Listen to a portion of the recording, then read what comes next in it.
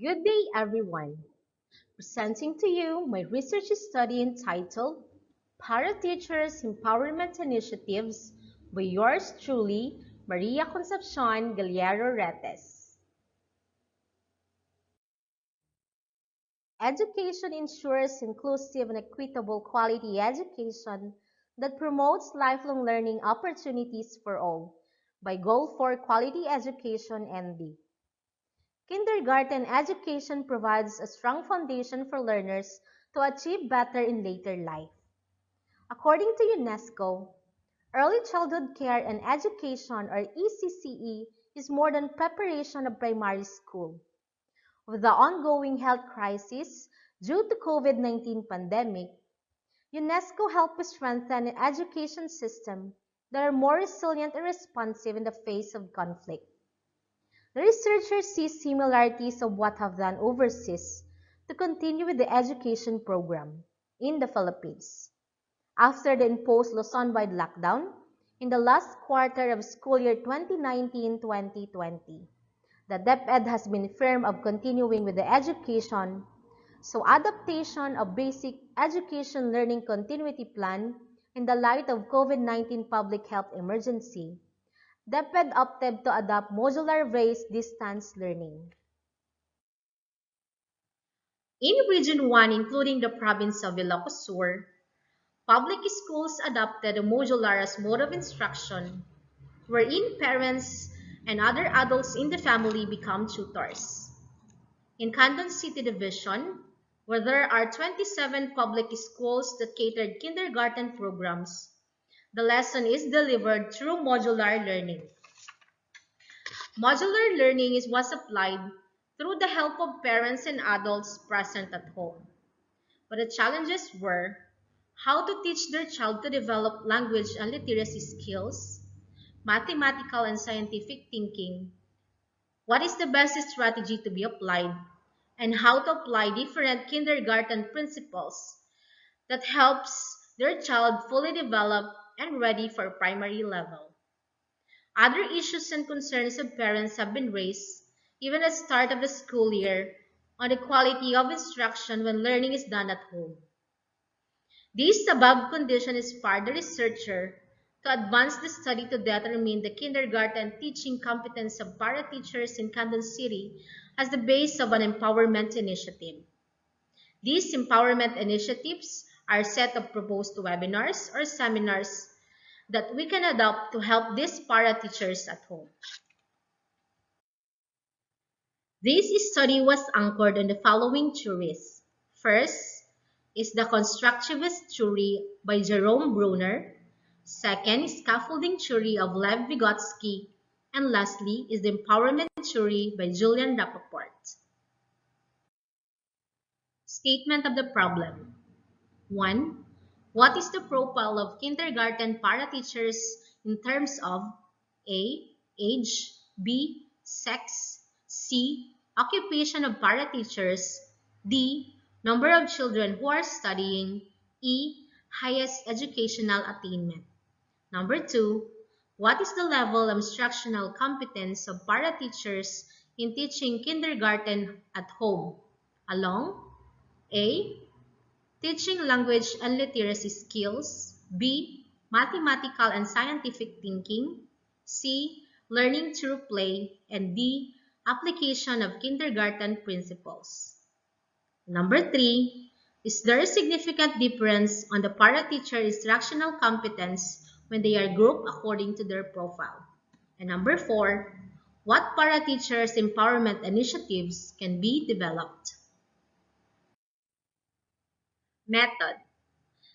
Research design. The researcher employed a descriptive developmental method of research.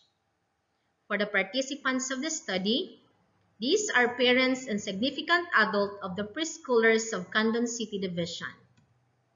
For the data gathering tool, the researcher utilizes a questionnaire as data collection tool, wherein it is based on the most essential learning competencies for its content and National Kindergarten Curriculum Guide for the strategies. Data gathering procedure is based on the adherence to the UCC ERB protocol. And for the data management, frequency count and percentage for the first problem, weighted mean for the second, and ANOVA is utilized for the third problem. On your screen shows the profile of the respondents along age, sex, occupation, number of siblings studying, and highest educational attainment. It shows that most numbered age is from 40 to 34 years old, while the least numbered age is 25 years old. This means that a greater number of parents belong to the reproductive age in terms of physical strength and working for a living. The table further revealed that 80.70% of population is female.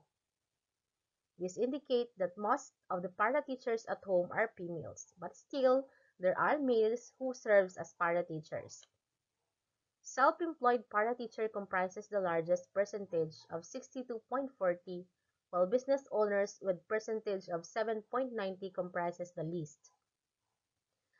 These para-teachers are mostly housewives, businessmen, and online sellers. Most of the para-teachers have children with 4 to 6 siblings who are still studying with a frequency rate of 189 having a percentage of 93.60. It is evident in the table that most of the respondents are high school graduates with a percentage of 56.90, followed by college graduates with a percentage of 35.10. And least percentage of 3.50 comprises the technical vocational graduates.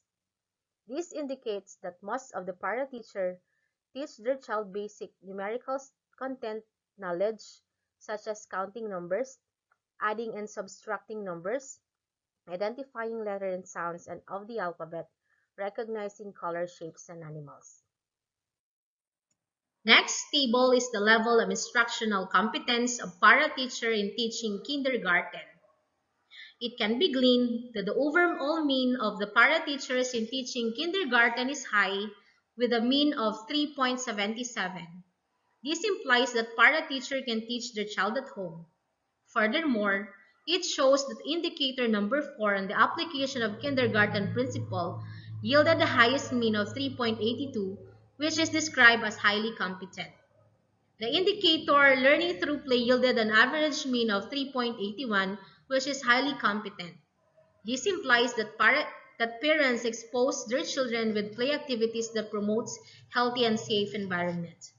The third parameter on teaching language and literacy at home shows a highly competent para-teacher as shown by a 3.73 average mean. The last key area, mathematical and scientific thinking, registered lowest mean of 3.70 among all the indicators, which is highly competent. On your screen are the different tables showing the significant difference on the para-teacher's instructional competence based on their age, sex, occupation, number of children studying, and educational attainment.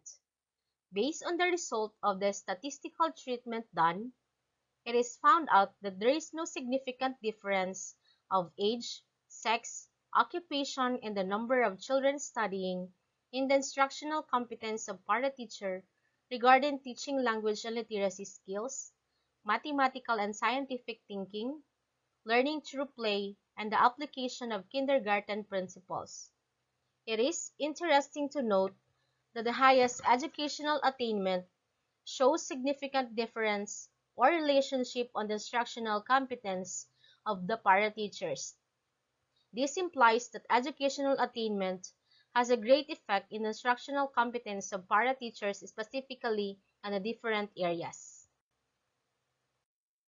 From the findings, it is concluded that the para-teachers are in the productive years of their lives who finished high school and are self-employed with 4 to 6 children in the family. These para-teachers are highly competent in teaching language literacy skills at home, mathematical and scientific thinking, learning through play and application of kindergarten principles. They are competent in the identified key areas about encountered challenges and strategies that develop children's thinking, scientific, mathematical, and vocabulary skills through free play, developmentally appropriate and manipulative materials.